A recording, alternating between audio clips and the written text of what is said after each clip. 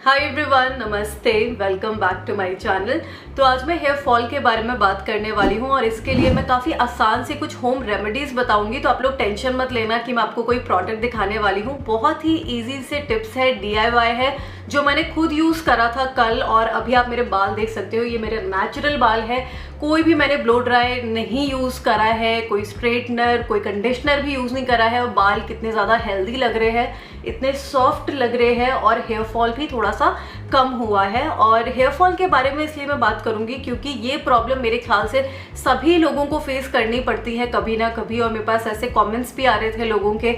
और monsoon season में और ज़्यादा हेयर फॉल होने लगता है। और मेरा तो मैंने ट्रीटमेंट करवाया था कुछ महीने पहले, 7-8 महीने पहले, तो उसकी वजह से भी बाल थोड़े से डैमेज हो गए थे, हेयर फॉल काफ़ी होने लगा था और मॉनसून में और ज़्यादा हेयर फॉल बढ़ गया था। तो इसलिए मैंने कुछ ये DIY होम रेमेडीज ट्राई करे और रिजल्ट्स मुझे अच्छे मिले हैं। तो मैंने सोचा मुझे आप लोगों के साथ भी शेयर करना चाहिए। अच्छा, मार्केट में बहुत सारे ट्रीटमेंट्स अवेलेबल है हेयर फॉल के लिए, but it's not accessible and affordable for everyone. सब लोग उसको अफोर्ड नहीं कर सकते क्योंकि वो एक्सपेंसिव होते हैं, और एक्सेसिबल इसलिए नहीं क्योंकि सब लोग क्लिनिक नहीं जा सकते हैं। कई लोग जो छोटे शहरों में रह रहे हैं तो वो क्लिनिक कैसे जाएंगे, और फिर रिजल्ट्स का भी नहीं पता होता है क्योंकि वो वेरी करते हैं। तो अगर आपको इफेक्टिव रिजल्ट्स नहीं मिलते हैं तो आपके पैसे भी वेस्ट हो जाते हैं। आपको एक बात ऑनेस्टली बताना चाहती हूँ कि नेचुरल इंग्रेडिएंट्स और होम रेमेडीज ने मेरे बालों पर, मेरे स्कैल्प पर इतने अच्छे रिजल्ट शो करे हैं ना। मैंने अपनी वीडियोस में भी कई बार बताया है कि मेरी स्कैल्प पे प्रॉब्लम रही थी, जिसके लिए मैंने होम रेमेडी यूज करी। मैंने मेडिकेटेड प्रोडक्ट्स भी यूज करे थे पर मुझे कोई रिजल्ट्स नहीं मिले थे अच्छे। और फिर उसके बाद मैंने होम रेमेडी यूज करी तो उससे परमानेंटली अब वो प्रॉब्लम मेरी ठीक हो चुकी है।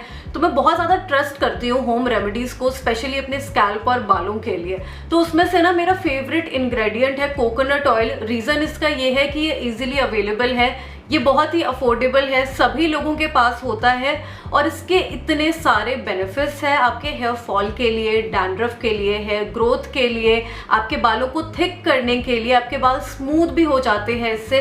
तो बहुत सारे आपको इसके बेनिफिट्स मिल जाएंगे। पर देखिए, कुछ ऐसी भी प्रॉब्लम्स होती है जहां पर आपको मेडिकल ट्रीटमेंट की जरूरत होती है, जैसे एलोपेशिया की प्रॉब्लम हो गई या बॉल्डिंग की प्रॉब्लम हो गई। तो वहां पर तो आपको मेडिकल ट्रीटमेंट कराना ही होगा, पर साथ साथ आपको इफेक्टिव होम रेमेडी भी यूज कर सकते हैं एज अ प्रिवेंटिव मेजर। मैं आपको कुछ कॉमन रीजंस भी बताऊंगी हेयर फॉल के, क्योंकि उस पर भी हमें काम करना बहुत ही जरूरी है जिस वजह से हमारा हेयर फॉल होता है। और आपको मैं होम रेमेडी भी बताऊंगी जो DIY मैंने यूज करा था, और मेरे बाल आप देख ही रहे हो कितने हेल्दी लग रहे हैं, उससे हेयर फॉल भी कम हुआ है। पर वो रीजंस क्या है जिससे हेयर फॉल होता है, तो उस पर भी काम करिए। तो सबसे पहले तो है पुअर लाइफस्टाइल। आपका लाइफस्टाइल अच्छा नहीं है, आप बहुत ज़्यादा जैसे स्ट्रेस लेते हैं, तो स्ट्रेस लेने की वजह से भी हेयर फॉल होता है। आप प्रॉपर स्लीप नहीं ले रहे हैं तो उसकी वजह से भी हेयर फॉल होता है। आपकी डाइट अच्छी नहीं है तो डाइट को भी अच्छा रखिए ताकि आपका हेयर फॉल कम हो, आपके बाल हेल्दी रहे। तो फर्स्ट रेमेडी के लिए मैंने यहाँ पर लिया है एलोवेरा, कड़ी पत्ता और कोकोनट ऑयल। तो सबसे पहले मैंने कड़ी पत्ता को इस तरीके से पीस लिया है, और कड़ी पत्ता से आपकी हेयर ग्रोथ प्रमोट होती है। और इसके बाद मैंने इसको कोकोनट ऑयल में मिला दिया है। तो कोकोनट ऑयल इजीली अवेलेबल है और ये आपके बालों की 10 लेयर्स तक पेनिट्रेट होता है, और इससे भी आपका हेयर फॉल कम होता है और बाल काफ़ी सॉफ्ट और सिल्की हो जाते हैं। और फिर मैंने एलोवेरा जेल लिया है, नेचुरल एलोवेरा जेल, और इससे आपका डैंड्रफ कम होगा और आपके बाल भी बहुत अच्छे से कंडीशन हो जाते हैं। तो इन सबको मैंने एक साथ मिला लिया है अच्छे से। आप चाहे तो इसको ग्राइंड भी कर सकते हैं।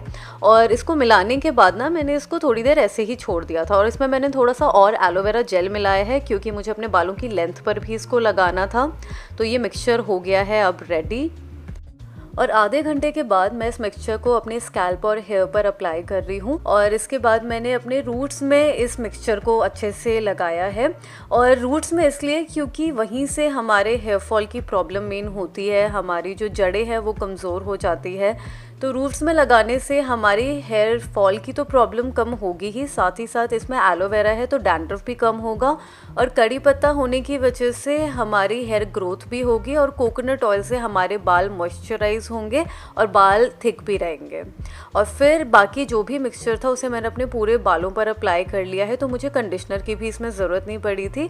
और फिर मैंने एक बार फिर से इसे अच्छे से मसाज कर लिया है पूरे स्कैल्प पर। तो मैंने 1-2 मिनट के लिए इसे मसाज करा, और उसके बाद मैंने अपने पूरे बालों को टाई कर लिया। 1 घंटे इस मिक्सचर को रहने दिया, और उसके बाद किसी भी आप माइल्ड शैम्पू से अपने बालों को वॉश कर सकते हैं।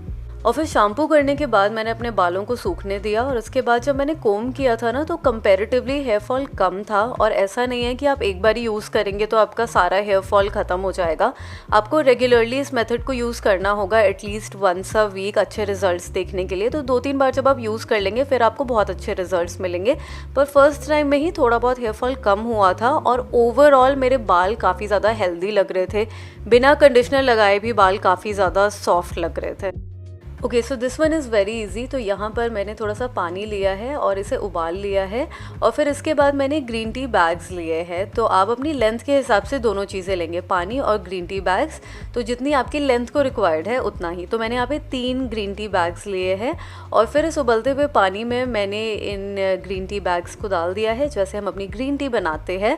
और ग्रीन टी इसलिए क्योंकि इसमें एंटीऑक्सीडेंट्स बहुत ज़्यादा होते हैं, तो ये हेयर लॉस की प्रॉब्लम को सॉल्व करता है और हेयर ग्रोथ को बूस्ट करता है। हमारे स्कैल्प के लिए बहुत अच्छा रहता है, स्ट्रॉन्ग बनाता है उसको। तो इस मिक्सचर को ना, ये जो ग्रीन टी मिक्सचर हमारा बन गया है, इसे हम पोर कर लेंगे अपने बालों पर और 1 मिनट के लिए रहने देंगे। और उसके बाद फिर आप इस पर ठंडा पानी डाल सकते हैं या फिर माइल्ड शैम्पू से आप अपने बालों को वॉश कर सकते हैं।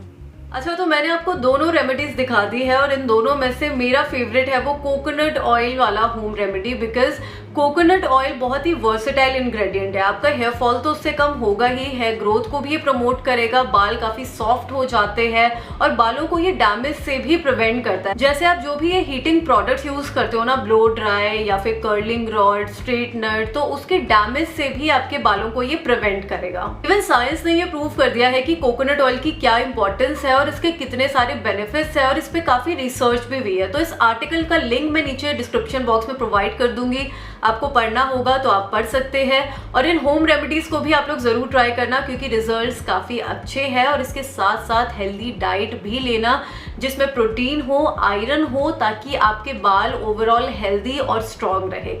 ठीक है, तो बस इतना ही था इस वीडियो के लिए। आपको ये पसंद आई होगी, आपके लिए इन्फॉर्मेटिव रही होगी, तो इसको लाइक शेयर कर देना। और अगर आप कुछ पूछना चाहते हैं तो वो आप कमेंट करके पूछ सकते हैं। और आपने चैनल को अभी तक सब्सक्राइब नहीं करा है तो सब्सक्राइब कर लीजिए। और मेरे सोशल मीडिया पे भी आप मुझे फॉलो कर सकते हैं, उनके भी लिंक नीचे डिस्क्रिप्शन बॉक्स में होंगे।